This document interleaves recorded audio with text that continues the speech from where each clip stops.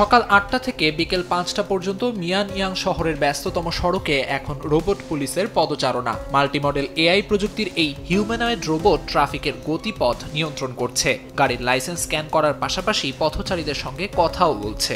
গরমের মধ্যে দাঁড়িয়ে থাকা পুলিশের বদলে এখন ব্যস্ততম মোড়ের দায়িত্ব পালন করছে কৃত্রিম বুদ্ধিমত্তার রোবট। ট্রাফিকের বাইরে মাঠ পর্যায়েও রোবট নামাচ্ছে পুলিশ।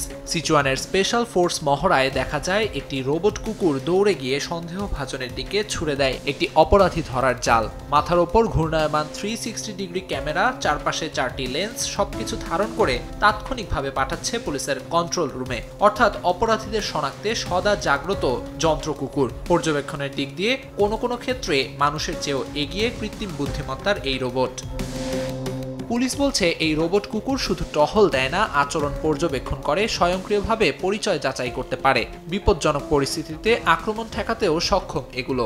মিয়ানইয়াংয়ের ব্যবসায়িক এলাকা, হাইটেক পার্ক আর কৃত্রিম হ্রদের পাশে নিয়মিত মোতায়েন থাকছে এসব যন্ত্রসঙ্গী। মানুষের বিকল্প নয়, বরং তার সহায়ক হয়ে উঠছে এই যান্ত্রিক পুলিশ।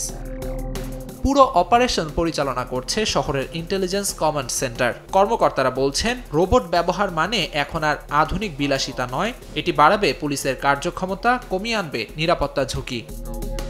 আমিরুল ইসলাম আলিফ, সময় সংবাদ।